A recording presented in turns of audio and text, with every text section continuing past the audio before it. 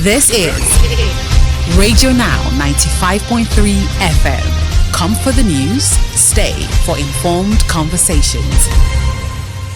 A recently published HumAngle investigation reveals a dangerous trend of how the terror group Boko Haram is using food to lure children into their ranks. This report tells the tale of one of just over 21,000 others reported by the United Nations Children's Emergency Funds back in 2021 when they released a separate report. Joining the conversation this morning is Ibrahim Adeyemi, who is a researcher with HumAngle. Mr. Adeyemi, good morning. Thank you for joining us on the conversation. Good morning. Nice to be here. Right. So, Mr. Adeyemi, can you give us a summary of the findings from your investigation? All right. My month-long investigation is about the weaponization of hunger to push children into terrorism in the north-central region of Nigeria. You know, Boko Haram recently... You mean the northeast? North Central. North Central. Specifically Niger State. Yeah. Right. This is happening in Niger State at the moment. This is not Borno. This is not Maiduguri. This is not Yobe State. This is not Northeast. We are talking about Niger State, a state that is very close to the Federal Capital Territory of Nigeria. So we have a stronghold Boko Haram, in Niger State, and this person who is leading the Boko Haram terrorists in Niger State actually, is a protege of Muhammad Yusuf, the founder of Boko Haram in Nigeria. And what is he doing differently? He is recruiting children, by weaponizing hunger. He gives them enough food. He tells them he will take care of them. He will give them better medical treatment, and enroll them into a radicalized school where they are taught to fight the government, to fight their community, and never to go back to a civilian community. So children are falling into this trap because they are hungry, because they do not get enough food at home. These parents are offering them enough food they need, and in exchange for the food, they are giving them guns to fight. This is what's probably happening in Niger State.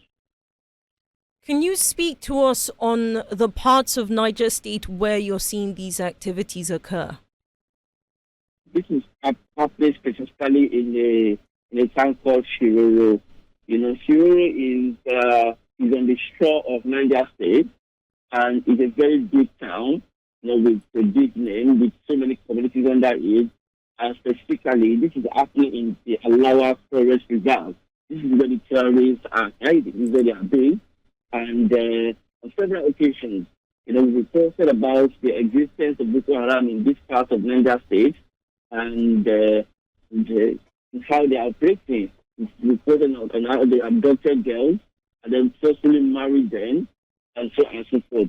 So this time around, they are doing something dangerously unique because they know that people are hungry. They know that the food is a thing which they have contributed largely to, and they are weaponizing the results of their own actions to also recruit children, and then they are building a generation of criminal masterminds. So this first part, because we understand that this is a series, your investigation is a series and more pieces will be dropping shortly. This first one, you follow the story of a young boy called Hassan Audu. Can you use Hassan's story to personalize for us? Talk to us about the ages of the children that we're talking about, and what their personal experience was, what Hassan told you as you were putting this piece together. In the town, the oldest among them is 17 years old, 16, we are 16, we are 14. Hassan's younger brother, Jafar, is just 9 years old, and he's been trained on how to use guns, how to kill, how to hold the target and pull the trigger. They are very young minds. They are very young people who are vulnerable and naive. They do not know the difference between the right and the left. So because they are hungry, they are vulnerable, they have nowhere to go, they tend to fall into the tricks of terrorists. It's very easy to maneuver them, manipulate them into believing that, the radical Islamic sect way of living, the best thing to do. Mr. Ademi, as we wrap this conversation, I wonder if you can speak to us about the condition of children, such as Audu, who you who you spoke to for this report. What is the actual condition in the parts of Niger State where you have seen the recruitment happening? Well, like I said, Audu, for instance, even after escaping from the camp, does not have this education, does not have basic standard of living, does not have, for instance, this farming that we traditionally know about. Currently looking for seeking help, looking for opportunity to seek out this, and is considering going back to terrorist camp. This is the situation, the condition of the national state, especially in Shiroro. They do not have basic amenities of life, they do not have good roads, no good hospital, no good.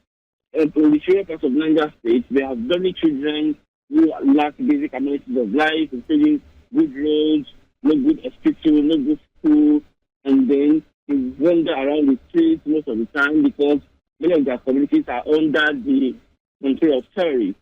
So when they are giving food or other material things, they fall flat for it, and it's easy to manipulate them into terrorist camps.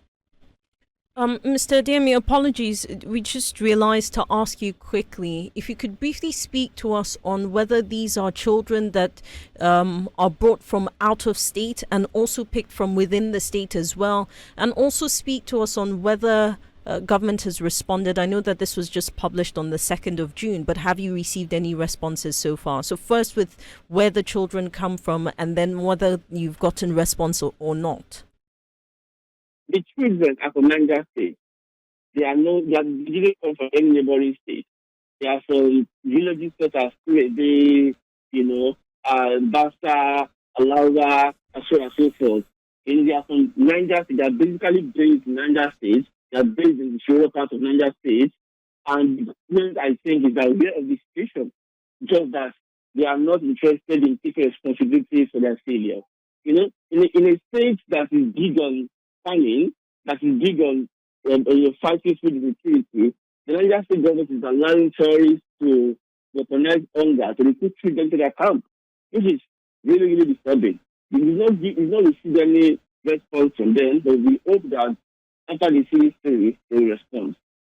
Mr. Ademi, thank you very much for your time on this conversation.